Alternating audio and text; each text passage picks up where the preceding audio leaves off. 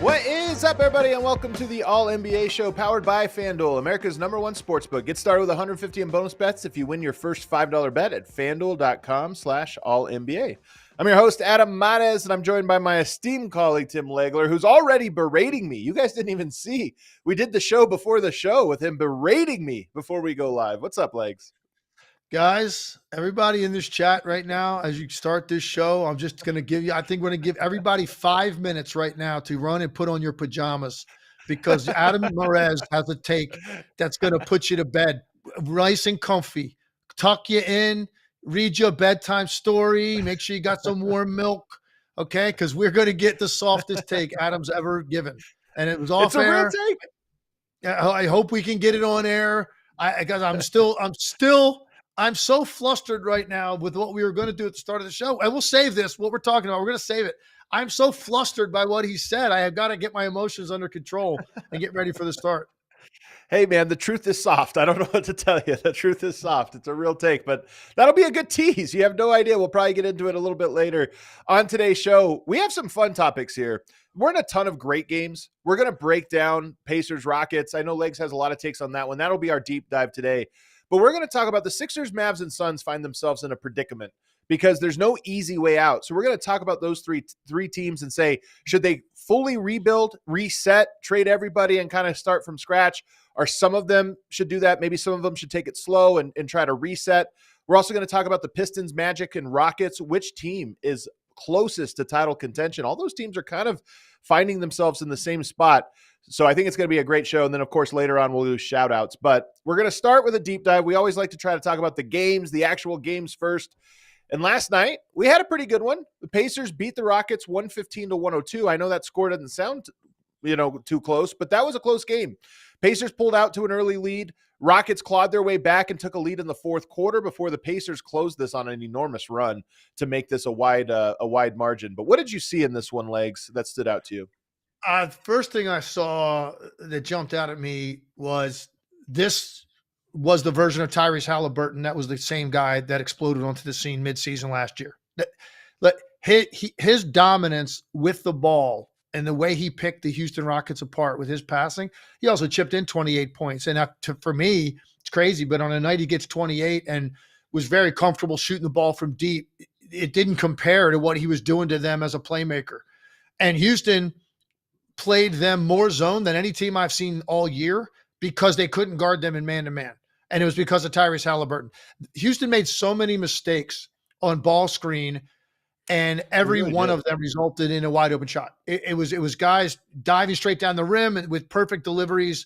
And these weren't like basic ABC passes that anybody could make. Tyrese Haliburton, one of the reasons I admire him when he's playing really at a high level, playing very confidently, is because he makes the difficult pass, but he does it without turning the ball over. And, some guys can have great assist to turnover ratios, but they don't ever take risks. Yeah. And so that's great. And that has value. You don't turn it over. That's great. You pride yourself in that. It's important not to turn the ball over in the NBA, but there's also opportunities to make that play that are very tight windows. And it leads to easier stuff over the course of the game. Right. Is it the risk reward there? And for Haliburton, on nights when he's really seeing everything the way he was last night, the game is so easy for him. And Houston had no answer to the point they had to go zone against them because they just could not defend their pace in the early push, and they couldn't guard their ball screen or dribble drive action. So they had to go to a zone. Now, I'll give Houston credit. They battled back twice in this game, Adam. They were down double figures, 15, I think, in the first half. 12 in the second. So two separate runs. Indiana got away from them. Both times Houston closed it down. They actually took the lead in the fourth quarter. And then Indiana again, timeout. And here comes Indiana again with one of those late game closing surges. But for me, the headline was just Haliburton. Just total domination as an offensive player and as a playmaker in this game. Houston did not really have any sort of answer. And I'm talking about a team that's one of the better defensive teams in this league. They've got a ton of guys that have athleticism and length that you would think could lend itself to slowing him down. But this was about as well as Tyrese Haliburton can play. So he owned the game. I love this take about the risk versus reward of trying to find opportunities with passing, because, I remember with the Warriors back in their heyday, and I guess they're still going, but in their heyday, that what would sink them was turnovers. And I'd always argue with some of my colleagues where they'd say, oh, they're getting careless with the ball. And I thought, no, their game is pass heavy. They have to be what makes them great is how aggressive they are with some of these passes. And yes, turnovers will sink them, but they shouldn't, tighten up and not play the style of play. They had to be aggressive. They had to kind of push the envelope. Luka Doncic does this. Nikola Jokic does this. Great passers are always right on that razor's edge of risk versus reward, but they seem to do it right. And Haliburton might be the best example of this, of a guy whose passes are, risky, but he's really good at maximizing that and lowering the turnovers on it. So I love that point. I think it's a really important one. And to your point, 28 points, 15 assists. He was dominant. He was a plus 20 in this one. What else stood out to you? So something else that stood out to me is as I'm watching the Rockets, and first of all, just let me put a bow on what we just said about Haliburton. They put a graphic up on the screen during the game. In his last 225 minutes, he has 79 assists and 7 turnovers. It's a good ratio. And you're talking about, like I said, threading the needle. Like he had some passes, there's a couple no looks where he came off, dragged to, looking at the corner shooter, thinking the ball's going there to get that shift on the backline defender, like kind of start to hedge toward the corner to get out there for closeout. And then he's just throwing like over his left shoulder, no look, right down the lane to Miles Turner for a dunk. And it's just razor sharp. So the data backs up what we're saying, the groove that he's in right now and seeing the floor. He had a stretch earlier this year, man. He was like all over the place. And you start to question, like, what real, and I kept saying about him, his floor is too low for a great player. Like the nights he's not good, he's non-existent. And he has put a lot of that behind him. It's pretty much getting into now, it's like a nightly occurrence, what this guy is doing to the game. So that's finishing up with him. I also looking at Houston and I'm just like, gosh, I admire them. I love watching them play. They're tough. We've been raving about them all year. And I don't know, man, is it just the Fred VanVleet effect? Yeah. Or what? Is it that important that there's something about their team offensively that you do question? Like, okay, they're a good team. They will not be an easy team to play in the playoffs, but they're not there yet. They're not there yet. And I think maybe that's not a surprise to anybody. Maybe a lot of people felt that way. But I think earlier in the year, man, the first 2.5, 3 months of the season, we were talking about it maybe like they were closer to that. And I'm not sure now, but maybe they get VanVleet back. It'll convince me again. They'll play like they did at the beginning of the year, because I just think their offense, Jalen Green is great at getting his own shot and scoring and running high ball screen or whatever, or playing in the open floor. But when it comes to like making the game easier for other people, that's just not something he does well. And so as a result, it felt like in this game, it felt like Houston really had to work to get what they got. And, as a result, they get 102 points. 102 points isn't going to win games in the NBA. Yeah. Not against the Pacers in particular. You are right. By the way, 5-9, I believe, without Fred VanVleet. He came back for a game, went out in that one. They lost that one as well. So they're on an enormous slide. And this is, we talked about this all year with Memphis and with Houston. It just takes one of these for your season to go, completely south. And unfortunately, that's the case for them. And they gave Reed Sheppard. You were talking earlier about the missed switches and things. It wasn't just Reed Sheppard, but I did think that he stood out, but he did stand out. Like, you have guys that have been defending and executing those things at a high level. And there were a couple plays where that resulted in wide open layups where, you're looking around and everybody's looking at Reed Sheppard like, hey man, that was a switch, or, hey, you're supposed to come over the top on that, whatever it was. So sometimes it's as simple as that, as just putting a new guy into the rotation, everybody locked in, one guy not. and it can go sideways for you. Again, it wasn't just him, but it did stand out in his 15 mintes. Well, the other okay, you're right. He did make some mistakes on that end of the floor. He's right now. I can see it. He is playing as a guy that doesn't want to make mistakes, and when you could, because he hasn't gotten a lot of burn, man. He's trying. He's like, was he third pick in the draft, third or fourth? Something like that. Yeah, pick in a draft, and like he probably expected to come in and have some sort of role with this team in the rotation. It hasn't worked out that way. I had a nice talk with Ime Udoka when I did a Rockets game a couple weeks ago, and he was still very high on him.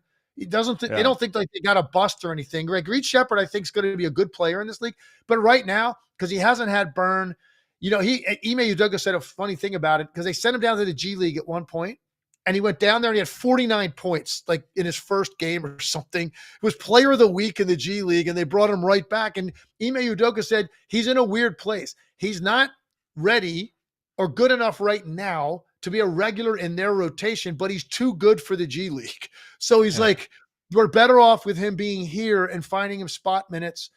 And so I feel like when you're worried about making mistakes, you're more prone to make mistakes, because you're just not playing basketball and reacting the way your body organically wants to. You're overthinking. I think he's in that boat. But actually, I thought there were more mistakes made by guys you wouldn't expect it. And at one point, Tyrese made a horrible mistake on a fake dribble handoff by Haliburton. And they miscommunicated the switch. It was all Eason. So two guys went with the guy that was coming around for the handoff. And Haliburton, I guess, sensed they were overcommitting, so he kept it. One of those Draymond Green fake handoff plays. And then he just wheeled out of it, and he had a wide open top of the key three that he nailed. And Ime Udoka called timeout, and he lit into Tari Easton coming off the court. So I don't know if he's still your guy after a play like that, Adam. But, I'm just saying, if you're gonna, you can hold on to him if you want. All right, I'm just saying. And then there was another play by Jabari Smith, and part of this was they were in a zone. You can tell they don't play a lot of zone. Yeah. So they probably don't practice a lot of zone. Like a lot of teams in this league that will slap a zone in during a timeout, and it's usually horrible. They had situations where Jabari was on the back line. They're in a 2-1-2 zone. He was on the back line, and the ball would come into the middle area, and he would come from the back line and like kind of rush toward the middle of the floor. But one of their centers had the ball. It was either Adams or Şengün. They had the ball. They contained right there in the middle of the floor. And Jabari runs up off the baseline, and the guy in the corner just cuts right behind him, catches it, dunks it. Right? Like just such basic, miscommunication, and it just from not practicing. And so there were a lot of mistakes throughout this game, but ultimately they find their way back because they're tough and they fight and they're athletic and they can go through stretches where they can string together some stuff, get it off the glass and go. But for the most part, this game was really just controlled by the Pacers. It was the Pacers. If it was 1 to 10 is 10's their best version, this was probably like an 8. They could play better, but they were so solid the entire game. And then they didn't cave with the 2 runs Houston made. They just stabilized. Okay, let's go out. Let's execute. They can't guard us. And they were able to close out the game. But here was the big take for me. And I wanted to save this. Adam, you might disagree with me. I'm looking at the Indiana Pacers. Now, look, there's a very good chance. Let me see right now they're tied with the Bucks, correct? For the in the standings, I just had it up. Let's see here. Same exact record. And they said on the broadcast, Milwaukee has the tiebreaker. Now, I don't know if they're done for the year or they meant as of right now, Milwaukee has the tiebreaker because they've got the edge in the regular season. So I don't know about that. But look, they're 4.5 games back of the Knicks, both of those teams. I don't think they're catching the Knicks. You're looking at, I think, the 4-5 matchup, unless the Pistons make it interesting for some reason. Right. I think Indiana can beat the Bucks. I think Indiana would have a great chance of beating the Knicks if somehow they ended up in a 6-3. They're back at that level that's incredibly difficult to guard, and their defense has been significantly better. So they're impressing me more and more. I watched them; they were very impressive last night. The way they played on both ends of the floor.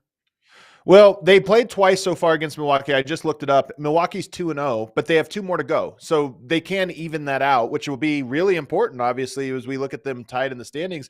And Milwaukee's been playing well lately, too. You know, Milwaukee is on 8-2 in their last 10. They've won 3 in a row. They're starting to look good. Kuzma's made an impact. Like there's some positive things going on there as well. So I like that both of those teams are starting to find their rhythm here. But that's a pretty bold statement. What other notes do you have? How did they pull away? Because, you know, this game was, I think they were down with 6 minutes to go. They end up winning by 13. Like, what was it in the close of this game that stood out to you? It came down to this. There were some very important possessions in this game where Houston had opportunities to knock down shots. They didn't. They had one play out, and they had 7 attempts to score inside 5 feet on one possession. 7. The ball got up on the backboard of the glass 7 times in a matter of like 10 seconds with tips and putbacks. And there was like 8 guys within 5 feet of each other in the paint trying to secure this basketball. And Houston kept tipping it. It's a very important time in the game. Indiana ends up getting the ball. They score on the other end. It came down to Indiana was able to play fast with pace and get early stuff in basically the last 6 minutes of the game, which, you know, a lot of times everything's half court in the last 6 minutes of a close game. Indiana was still able to get pushes and runs off of either turnovers, missed shots, or even a couple of times off made free throws. They were able to push the ball up the floor and get into something really fast before Houston could get back and set up their defense. And so it came down to Indiana knowing, based on how the game had gone for the first 42 minutes, probably surprised. They're finding themselves down in the fourth quarter, the way they had played, but knowing Houston really hadn't done anything yet to show they could guard them. And so Indiana just stayed with their stuff, and they continued to put points on the board when Houston went through a drought at the wrong time. Yeah. I have an Andrew Nemhard take here. He had 5 points, 6 rebounds, 6 assists, 4 steals. He might be the best player in the NBA at making scoring moves without taking a shot. And what I mean by that is he probably had 20 times last game where he went one-on-one or pick and roll, turn the corner, goes to the basket. And if he doesn't have it, he just pulls it out. Like he'll stop, he'll fake, he'll give 6 different fakes. And if he doesn't have it, he kicks it out. And I know that sounds like a dumb skill, but it's for a guy that played 35 minutes and was a plus 20, only took 6 shots. And it's because he didn't take bad ones. He gets himself into a pickle and just like pivots out of it and resets the offense. And that to me is also a funny but weird, important skill of your non-primary scoring options, that they don't go into scoring moves that require them to take a shot. No, I think that's a great point, actually. And you know, you think about the way this team started out the year. They were under 500 for a while to start the year, and everything's just turned around. They found their groove again, found their rhythm. They've been enjoying a good run of health here, which you and I were talking before we came on the air is unusual in this league anymore. It's like you're always missing somebody important, and I feel like they're finding their groove there as well, which makes things easier for Rick Carlisle. They had 34 assists and 11 turnovers last night. Right? I mean, that's just an insane ratio. You compare that with Houston, who had 22 assists, so they're working harder to get what they get, and 14 turnovers. You know, so you just look at that, how much cleaner the game was for the Indiana Pacers. Pacers got them at fast break points. Houston did have 54 points in the paint, but 9 for 30 from the 3. And we know Houston, that's a problem. That is a big problem for the Rockets, is the 3-point shooting. And Dillon Brooks was an interesting guy last night. Look, and I don't know how you feel about Dillon Brooks. Like he can be somewhat annoying, and he's got a persona. He's complete, you know, what he's created for himself. But there's also, and he's, don't get me wrong, he is important for them, and he definitely helps them win because he's tough. He takes on tough defensive assignments. His bonus, I mean, his offense on nights he scores make them very tough to beat, because I feel like that's the big X factor for them. But I also feel there's other nights when he's not feeling it necessarily. He didn't get off to a good start. It carries himself like he's a better offensive player than he is. And I thought that was the case last night, man. Like, it's like, okay, you start off struggling. That doesn't mean like I'm going to, you're not Kevin Durant, where you Got to have get the green myself light going. to keep shooting until you get hot. Because when you get hot, you can carry the game for a quarter. Like he's not that level, but some nights he kind of acts like he is on that level offensively. Yeah. And I thought he was a little bit last night, and I thought that hurt them a little bit. I want to ask you about Jabari Smith Jr. because I'm kind of fascinated by him. I feel like I should like his game a lot more, and I can't tell, because he is really tall. I think he's like a team player, wants to play the right way. Maybe a little bit soft, and that's one of the areas of weakness. But 12 points, 9 rebounds from him, 2 of 5 shooting, like all numbers seem fine. But yet there's something as I watch this game that just feel like he's not there. He's not where I expect him to be as a player. What do you make of him and what you've seen of him since he's come back? Yeah, I'm a little bit surprised with what you just said. I think Jabari Smith would be a real candidate for one of your guys. Did you have never claimed My him? type. He's my type of guy. Well, for sure. definitely. You just called him soft, so he's definitely your type of player. There's no question about that. I mean, so I can totally see why you relate. I mean, that's obvious. I think he's a highly skilled guy. And you're right. I'm with you. Like, I do really like him. And I think if I had a team and I could put together, a team, I would want Jabari Smith on my team. I'd want him in my rotation. And he's versatile. He's got good length. He's a very good rebounder for a small forward, because I think it's really what he is. He's like a tall, small forward, really, because you're right. He's not like a banger, but he's very fundamentally sound. And he's just solid. The Houston Rockets ultimately, I think, need an upgrade at the lead guard spot. And if you had an upgrade there, because I like Van Vliet, but Van Vliet is Van Vliet's best quality now for me is he's like more like safe and steady, and he's got a lot of big time playoff experience. So he won't be fazed by a big moment in the playoffs. Obviously, the guy's a champion, and he played great in that run for the Raptors in doing that. So those are like his best quality. And Jalen Green, I think, is a 2 guard. He's more of a 2. He's not a lead guard. So I feel like until they get an upgrade at that spot, I don't know ultimately how much headway they're going to make in the playoffs in the Western Conference. Yeah.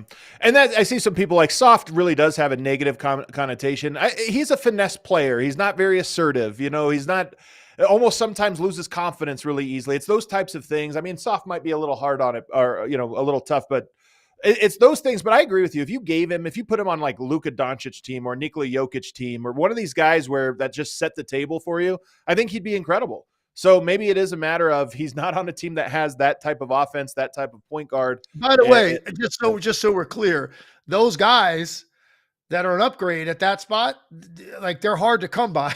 They don't grow on trees. If you have one, you're going to keep them.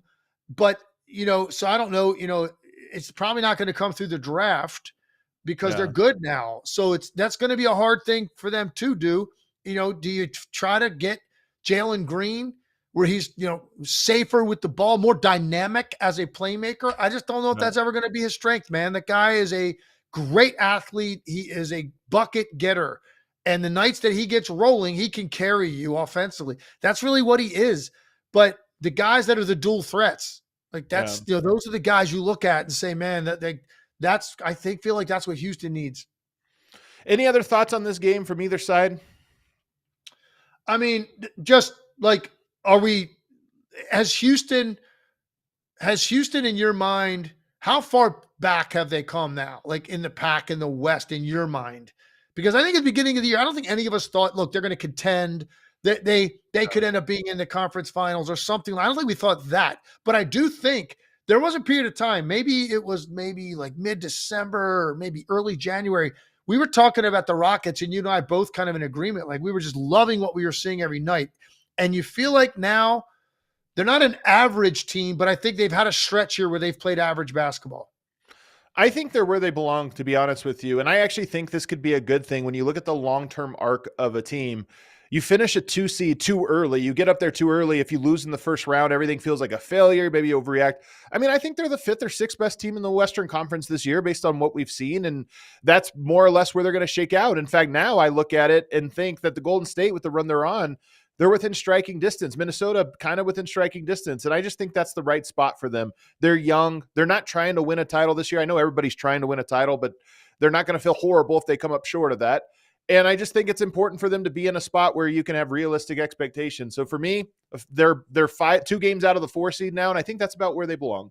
They've lost 11 out of 16, and that's a big chunk. That's over a month of basketball with 5 wins. And look, and again, the Van Vliet factor is big. So we got to get him back in the lineup and for the stretch run, and to give you a better idea going into the playoffs what you think they can do. All right, let's take our first break. On the other side, we're going to talk about these teams that find themselves in one of the craziest pickles I've seen in the NBA. The Dallas Mavericks, the Phoenix Suns, and the 76ers. It's rare for one team to be in the pickle that those teams are in, but all 3 of them are in it. So we'll talk about what do they do? Tear it down, rebuild, or reset on the other side. But first, we got a new sponsor to tell you about, Timeline. Timeline sells health longevity supplements featuring their proprietary MitoPure ingredient. MitoPure works with the cells in your body to help reverse age-relating decline. The cells in our bodies are the building blocks of life. Timeline is a supplement that works with those cells to help give you more energy, feel stronger during workouts, and preserve health and mobility as you start to age. The patented ingredient is MitoPure, a postbiotic nutrient that clears our dysfunctional mitochondria, aka your cells' battery packs. With regular use, you'll see and feel the difference in form of improved energy levels, better workouts, faster recovery, more endurance, and a whole lot more. MitoPure recharges your cells and helps your body system to work better. It's the only supplement clinically proven to rejuvenate health at the cellular level. MitoPure is shown to deliver double-digit increases in muscle strength and endurance without a change in your exercise plan. Right now, Timeline is giving you 10% off of your order of MitoPure. Go to timeline.com/allNBA to get started. That's timeline.com/allNBA. Also, get ready for the season ahead with quality shades built to last. Our friends at Shady Rays have you covered with premium polarized shades that won't break the bank. Shady Rays is an independent sunglass company offering a world-class product rated 5 stars by over 300,000 people. Their shades have durable frames and crystal clear optics, making them the perfect choice for all outdoor adventures. They have hundreds of options to choose from, so you're bound to find the perfect pair to match your style. They probably have a style in your team's favorite colors, and it's spring. It's about to be spring. You know, it's sunny out. It's time to be going on walks, being outside, playing pickleball or whatever it is you do. So make sure you have your spring and summer shades available for you. Exclusively for our listeners, Shady Rays is giving out their best deal of the season. Head to shadyrays.com and use the code AC35 for 35% off of your polarized sunglasses. Try for yourself the shades rated 5 stars by over 300,000 people. All right, back here on the All-NBA show with myself and Tim Legler. We do the show live 4 times a week. So if you're new to the show, make sure you hit that subscribe button. And also do us a favor, download this podcast. It also shows up in audio form, Spotify, Apple Podcasts, wherever you get them. And whatever podcast platform you choose, leave us a 5-star rating and review. If you're enjoying the show, it goes a long way to telling people that you enjoy this one and it's something they should be checking out. So, Legs, we have 3 disasters. We have more teams that have had, a rough go, but we have 3 absolute disasters in the NBA this season. The Phoenix Suns, Philadelphia 76ers, the Dallas Mavericks, all 3 who came into the season with championship aspirations and now look like it might be over, not just for this season, but for years to come. First of all, if you were just to rank these 3 teams, if they said, Legs, we're offering you a GM job in the NBA, you get to try to win a championship with a team, but these are your 3 teams you pick. Which one would you say, okay, I'll take that one? What kind of options are those, man? Come on. Tough ones. Come on. I got to take the Sixers, the Suns, or the Mavericks? You're going to hand me those 3 train wrecks. I'm gifting them to you. I'm taking the Phoenix Suns. Okay. All right. They're the best of the 3. For one reason, and one reason only. At least their core guys are healthy. So, yeah. And I'm not saying that means it's going to click with them, because clearly it's not. They're and I've got to do their game Friday, so I'll get against Denver, so I'll get to see that firsthand. And but to me, in the games I have watched, they just look sort of lifeless. There's just not a lot of fight there, and I don't know if it's interpersonal chemistry. Is it? Clearly, to me, they're not really super connected to their coach. And that matters in the NBA, because there's a level of fight that you feel that you're in this together as you run onto the floor every night. I don't feel a lot of that. They just don't. They look joyless. Yeah. But they're healthy. Booker, Durant, and Beal are all playing. So to me, that alone gives you options in terms of how you want to proceed. And if that means we're breaking the entire thing up and starting over from scratch, at least you've got healthy players to try to look at, put out there on the open market. Right. And there's always going to be takers for healthy talent. You might not get what you want because this hasn't worked out very well, and it is going to be a buyer's market against the Phoenix Suns. Make no mistake about it. People are looking at that like, man, this has been an absolute unmitigated disappointment. It's an underachievement, and we've seen enough of a sample size to know this isn't going to turn around. Yeah. And so now teams are going to come at them, and you're not going to get their best offer. But you still have 3 very talented, healthy players. And when you look at Philadelphia, who knows, Adam, what the future is going to be with Joel Embiid? When are we going to see him again? If they're talking about some of these experimental surgeries, might be never. Is that the word you want to hear? Experimental on your franchise player that you just gave $200 million to? And he's not a regular-bodied person. Like, if you're talking experimental surgeries on a guy that's 6'5", like, whatever. This is a 7-foot, 300-pound guy. And we're saying, okay, well, this is our last-ditch effort, and it's a little, like, to me, you're like, oh, I saw this thing on YouTube last night. We might give that a shot. Like, that's where we're at with this guy. So dark. I mean, I'm just saying, we don't know when we're going to see him, okay? Not to mention the fact, Paul George isn't healthy very often, and when he hasn't been very good for them. I think the whole concept of he didn't really want to go there in the first place, but he couldn't say no to that money. I think there's a lot of truth in that, and I think that affects your psyche every night. Okay, now, not to mention the fact he only went if they were going to extend Embiid. That's the only reason Paul George was going to go. That was clear. I'm tied to him, and now you don't know if he's even going to play and when he's going to play, and what's the arc of his career look like. You still have Tyrese Maxey, great, but that's nowhere near enough. Tyrese Maxey was healthy last year when Embiid wasn't playing, and they were up under 500 in those games. So Tyrese Maxey's a great player. I love him. Love his spirit. I love he loves to play. He's fun. He's entertaining. He's all that stuff. But he's got to be your third best guy if you want to contend. So they're a mess because of the Embiid factor. And then obviously looking at the same thing now with Dallas. Now, AD, he'll probably be perfectly fine next year, it sounds like. I mean, I think if people were surprised he shut it down for the year. But, this year, but I guess that was really tied to Kyrie probably being out for the year. AD will be okay at the start of the year. I don't know about Kyrie Irving. I mean, people come back from ACL reconstruction. I understand that. It's not the same. It's not the death knell that it used to be for players. I understand that. But he is in his 30s, and he's very heavily dependent on quick start, stop, shift, change directions type stuff. Like, that's very important. Like, and his ACL is going to be fine. It'll be stronger than ever. It's going to be a new one, and they're going to put titanium screws, into his femur and his fibula. And that thing is going to, you're never going to tear it out again. That's not the problem with an ACL tear. It's the other stuff, because there's almost always meniscal damage. Right. So that's going to take time to heal. That might be what he struggles with the rest of his career, for all I know. The uncertainty of the injuries of those two franchises makes me think, okay, at least give me Phoenix. These guys at least are suiting up every night. And now if I want to blow it up, hopefully they stay healthy the rest of the year, and we can go in the summer and I can figure out if I want to blow this thing up. At least they got 3 guys I can put on the market that have value because they're healthy. I just want to make a comment here because Nino V in the chat says 1 month ago, Mavs were championship contenders and Lakers lost the trade. Ha ha ha. There was that tweet. There's always somebody online saying, oh, I heard Steph Curry can't shoot. Nobody was saying the Lakers lost the Luka Doncic trade. Wait a second. There's no way in hell that person is talking about us. I don't know. I think it's just one of those things where people like to be he like, must be talking about. First of all, the overwhelming narrative was, what the hell are you doing, Dallas Mavericks, right? And that's the overwhelming. Now, you could find people out there, and I heard it on the broadcast last night. One of the announcers said, oh, I'm not saying they did the wrong thing by trading Luka. That's a very small percentage of people.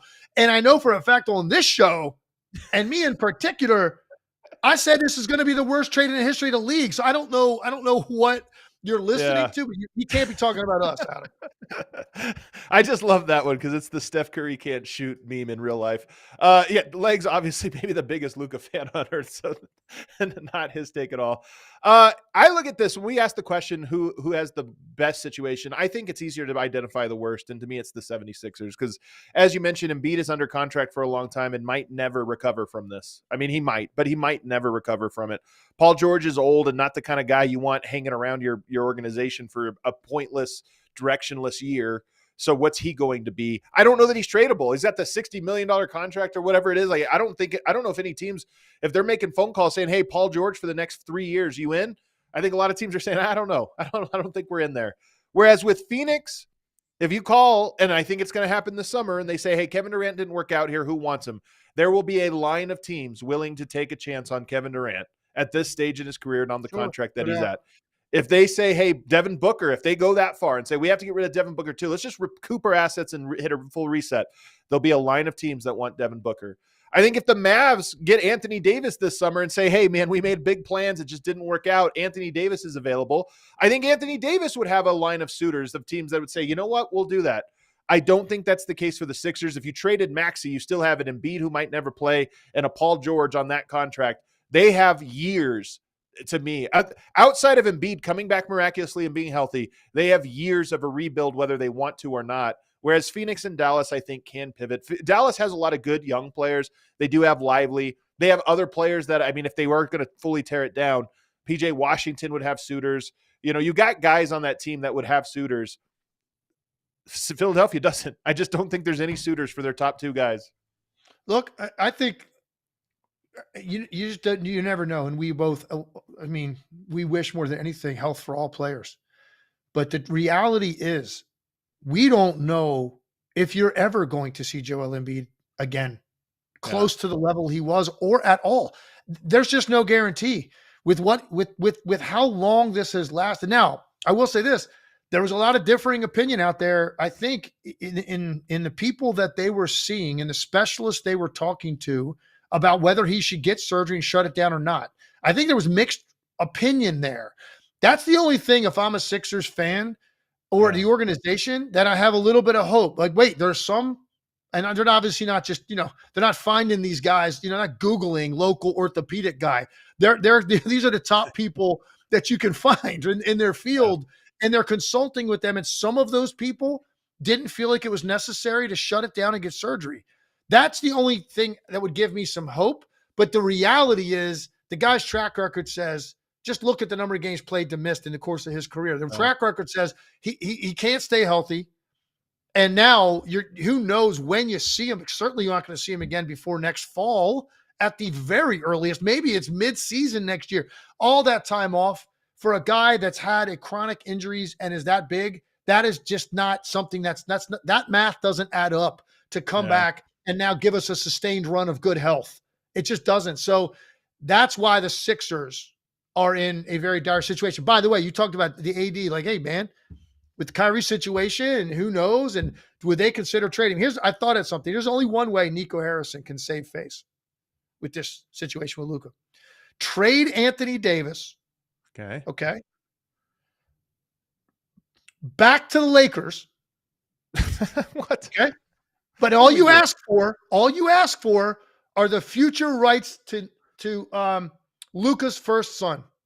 That's the only way to save it. So you can at least pitch it to your fan base. We do have a Doncic coming down the pipe. Might take a while. Long-term plan. Hey, long-term plan. You hear about some of these athletes have kids and they're offered scholarships by the D1 programs. That's right. And they're like 2 years old. Hey, I'm just saying, hey, obviously it's tongue in cheek. I'm having some fun with this, but like, I don't know where. I would say, by the way, yeah, you're right. Sixers are like a distant third on this list. Yeah, they're kind of the worst. I think it's clearly Phoenix because of the health of their best players, and there will be takers. And you can at least come up with a plan. Now, that plan might not work out, and you might not get what you want in return, but at least it looks like a plan because you have assets that people are willing to take because they're healthy. Dallas would be second, and there's a little bit of a separation there between 1 and 2, and there's a big separation between Dallas and the Sixers, in my opinion. So here's my question for you. Let's go each one, and we'll go kind of quickly here. It's Phoenix Suns. Do you tear it down, trade Kevin Durant, Devin Booker, whatever other pieces teams are willing to trade, and just recoup? Because remember, they traded away all their draft picks. They don't have draft capital. Do you trade those guys away and say, okay, we can get back draft picks and we're just going to try to build this thing right, slow and steady? Do you just trade Kevin Durant and say, well, we still have Booker, we have Beal. Let's just try to get what we can for Kevin Durant and build a contender right away. Like, which of those two options would you try to do? Given I don't think it's we go from the ground up here and just accumulate young assets or picks. I don't think that's the case because Devin Booker is still, I think, an elite scorer in this league. And look, you did go to a finals with Devin Booker as your primary scoring source. He sort of has morphed into something different since they've added guys next to him that are this caliber. Like, and he's still young enough. I think he's got years ahead of him where he could do that. Like, he could average 25 to 30 points a game as your primary guy. And if you change the identity to more like maybe a little bit more tougher, defensive minded, athletic, and you build it around him and another scorer, that might be the way to go. I don't think you necessarily go, oh, we're stripping this thing all the way down and putting winning 5 to 7 years out in the future. I don't necessarily think you have to do that because of Devin Booker's age. Okay. It'll be interesting to see what happens with Kevin Durant. I just think there's a lot of teams that are going to be talking themselves into being one Kevin Durant away this summer. And there's always the usual suspects, but I'm curious to see how that bidding goes.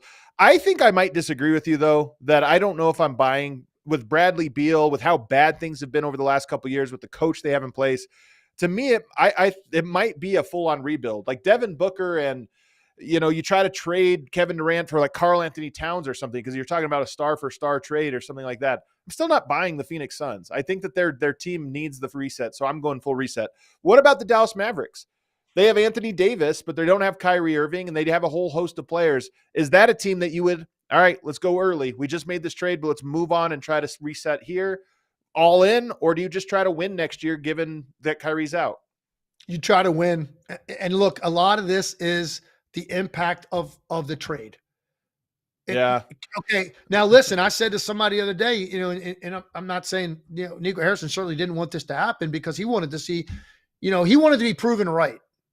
And now the injury situation, certainly this year, but who knows beyond with Kyrie and how long it takes. Because here's the deal.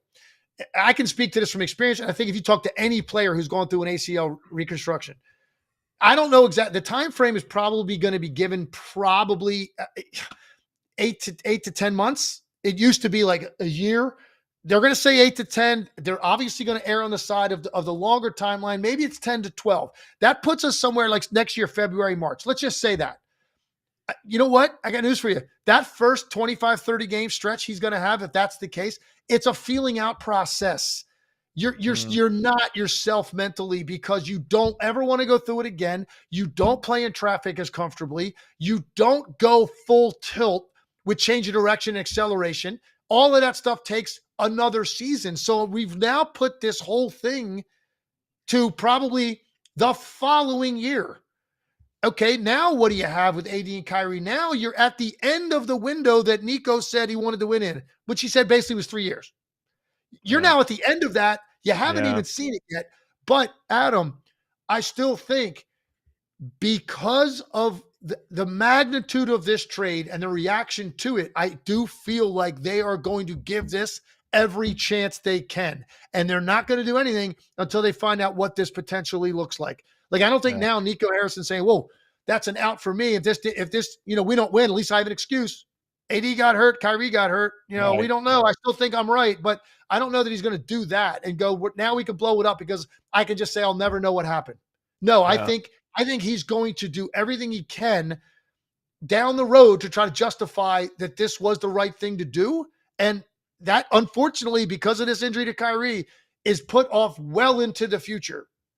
In the meantime, who knows what Luke is doing with the Lakers? I mean, it looked pretty damn good right now. They might be taking on Oklahoma City in the conference finals potentially. And who knows next year and beyond. So meanwhile, he's got to sit back and watch that, waiting for what he wanted to happen in Dallas come to fruition. That has been pushed so far down the road. I do think he's going to wait it out. I don't think they're going to overreact to it. They don't have a choice because of who they gave up. Well, let's move on to a happier topic here, which is let's go the other direction and talk about three teams that are on the rise. And that's the Detroit Pistons, the Orlando Magic, the Houston Rockets. Which of those three teams, all built around young stars and putting pieces together, if you got offered all three GM jobs for those ones, which one would you take because you believe they were easiest to get to title contention from where they are now? All right. It's definitely, let's say this is hard because there are more teams in the West to deal with. That is true. But the top of the East, I mean, you never know a year from now. Yeah, 2 years I guess, but I think it would still number one. We just talked about Houston a lot beginning of the segment, and I told you I think they're missing that key piece, a big time guy at the lead guard position. I don't think they have that, and they're in the Western Conference, so I think that probably would put them third for me. Okay. Even though I think I like the totality of their talent the most. But Detroit has the guy I'm talking about at the point. Cade Cunningham's a star, and Cade Cunningham can beat you as a scorer. He could beat you as a playmaker. And he's got great size. He's got great poise. He looks like he's got leadership qualities. So even though I think Houston's overall talent is better than Detroit's top to bottom, Detroit has the talent at the right spot, which is that guard spot, and a guy that just can control it to such an extent. So it's Detroit, and then I really liked Orlando last year, but I'm still not completely sold. I think the Cade Cunningham effect for me would put Detroit 1, Orlando 2, Houston 3. I think I agree with you that Cade is my favorite cornerstone piece of all of the team, all of the players you could pick from all of the teams. I think he's my favorite. It makes sense that he checks so many boxes you can build. You know how you're going to build a roster around him.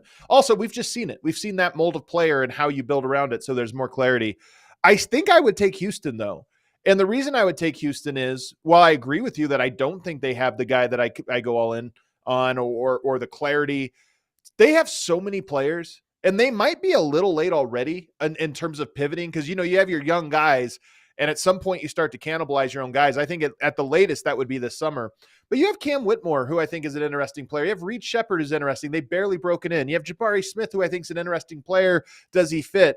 And that doesn't even get to Amen Thompson, Şengün, Green. Like, that doesn't get to your top prospects. So they have so many guys that I think as early as this summer, you can make big swings at the type of player you're talking about, a cornerstone piece. Because if you're trying to trade for a star player on a team that's just trying to hit the reset button, Cam Whitmore, Jalen Green, Jabari Smith, Reed Shepherd, that's a lot of players you can throw into a trade and say, here, reset. So to me, they're the team that I think has the most ability to pivot and create the contender. That's why I said it's the totality of talent I like the most. So that's just nothing. You're not wrong. I mean, these are subjective takes. These are subjective takes. Just make a good argument, and you just did. You made a great argument.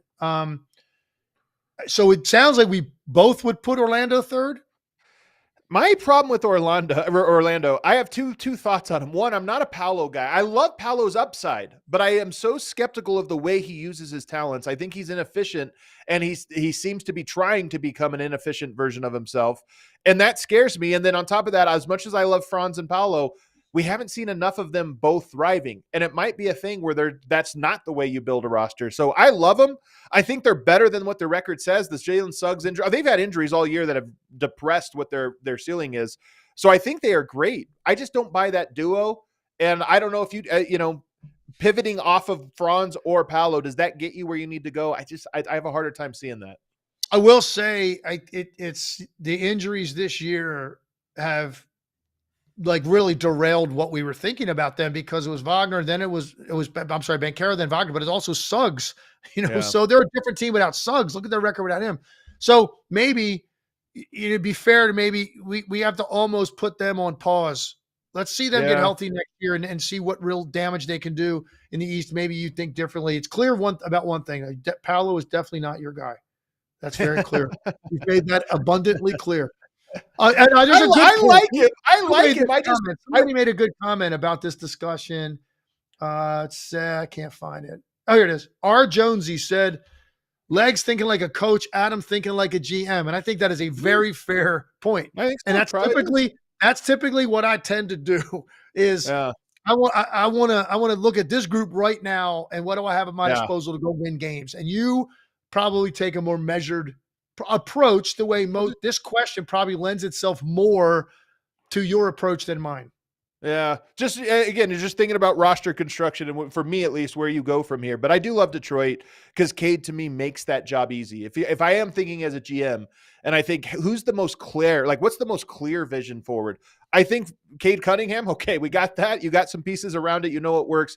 You know where you're going. Whereas with Houston, as much as they have those assets, you're making trades, but I don't feel like I really know how to build around Amen Thompson, Şengün, and whoever else I don't know. I think I know, but I don't have full clarity. All right, let's do our last segment here before we get out. Every week we try to give a shout out to a little bit of an unheralded player, and this segment is presented by FanDuel, America's #1 sportsbook. Get started with $150 in bonus bets if you win your first $5 bet at FanDuel.com/AllNBA. Legs, I'll let you go first today if you don't mind. Who's your shout out this week? It's fine, and it's not necessarily an unheralded guy. He's been around the league and he's done some things in this league, but at the same time, I've been impressed with his impact. And that's Zach LaVine, Sacramento, man. He's playing great. And we didn't know, like, everybody thought it was kind of strange. You move on from Fox, and then you repair LaVine and DeRozan again. It's like, well, that's interesting. They just played together in Chicago. So you didn't know what the impact would be. But look, man, they are winning games, 4 straight. This week, just Saturday and Monday, because it's a short week so far. Those are the only 2 games they've played since the end of last week. 42 points, but more importantly, 14 of 28 from the field. Like efficient, getting to the line, playing with energy. He's revitalized them a little bit. And the Kings are an interesting team, man. They got talent. So they're just one of those teams we haven't talked about much at all this entire year, really since they were a 3 seed and got beat in the first round by the Warriors. Yeah, we haven't really put the Kings in any sort of real conversation in the Western Conference. But right now, they've been winning lately, and Zach LaVine's been a big part of it, so I wanted to give him one. They're on, I believe, a 4-game win streak, and they're in Denver tonight, and that'll be a huge matchup. That's like if they get that win, that's a great win. So, and Denver needs wins as well against good teams. So I think this is a really good matchup. I think Sabonis might be out, though, which, by the way, we have to get to our topic here in a second. There's always somebody out. But let me give my shout out real quick. I went with Shaedon Sharpe. Here's his last 4 games, Legs: 36 points, 8 rebounds, 5 assists, 25 points, 4 rebounds, 5 assists, 18 points, 6 and 2, 20 points, 11 and 5. Those are big numbers for him. And here's the thing. Shaedon Sharpe is a super athlete, and that's kind of what he's known for. But he uses his athleticism. There are great athletes in the NBA that don't use it functionally. It doesn't transfer properly. And then there's guys who are great athletes who don't have like some of the subtle nuances of the game. Shaedon Sharpe is really getting his handle a lot tighter. He's making moves in small spaces that are patient. Athletes sometimes can get sped up because it's like, I just want to get to the run dunk part of this or whatever.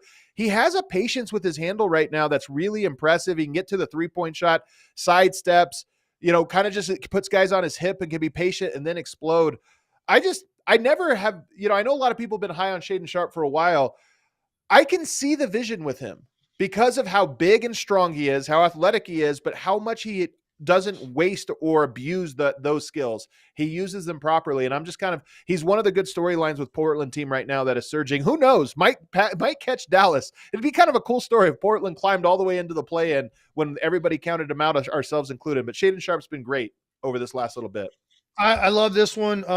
Look, he's 21 years old, and he's grown tremendously since his rookie year when he really first caught our eye because of what he did the other night, which is these eye candy dunks. Yeah. The athleticism is just crazy. He might have the best dunk of the year that we've seen against Washington the other night. But he's grown as a player overall, and he's only 21 years old. And I think he's got a toughness and an edge about him. I think he's just going to continue to get better and better. And Portland has surprisingly been competitive this year with the way they got out of the gate. They actually now are a team you got to show up and be ready to play against them. And Shaedon Sharpe's a big reason for it. Listen, I got to finish with this. We were going to get into this topic about guys playing, not playing. I got a production meeting in 2 minutes that I've got to get on for the game tonight. I'm calling OKC Memphis tonight. And I can't be late for this meeting. So let's push this to tomorrow because I'm also going to have some data. I have some data that I want to throw at you for tomorrow. All right, we got 2 super chats. Let's get to them really quickly here. The first one, Psycho Blue, our guy, $20. He says, B-Ball Cthulhu thinks Leg should reform the Eddie Johnson backcourt at the commentary desk. The Suns seem to shine brightest whenever Legler is calling the game. The B-Ball gods might give Dallas Cooper flag. Observe. I hope you're wrong. I hope he's wrong. I got him on Friday. Coming to your town, Adam. We'll see what they offer up on Friday night. If the Nuggets lose and you're calling the game, I'm blaming you, Legs. All right, what else we got? Jay Money says, keep Book, acquire high-level, valuable role players. Look, man, this is like Luka Doncic. One thing I'll say about trading Book, even if it's the right move, it's like trading Luka Doncic. He is the Suns of this era. So you trade him out. There is a fan base thing, too, of like, man, we invested 10 years in this guy, and all of a sudden he was traded to, there's something to it, man. So basketball's beyond just the game. All right, hit that outro music, James. Legs got a production meeting. We got to get him out of here. Everybody, thanks so much for watching today. We are off tomorrow, but me and Legs in person. Actually, it's better that we're having our conversation in person. It's better. I might bring a couple pillows. We'll have a little pillow fight live on air in studio. You better. Knowing you might bring a sleeping bag. I don't know what you're going to show up with. That'll be on Friday, guys. It's always great when we get together in person. Thanks so much for watching. Make sure you're subscribed. Hit that like button on the way out.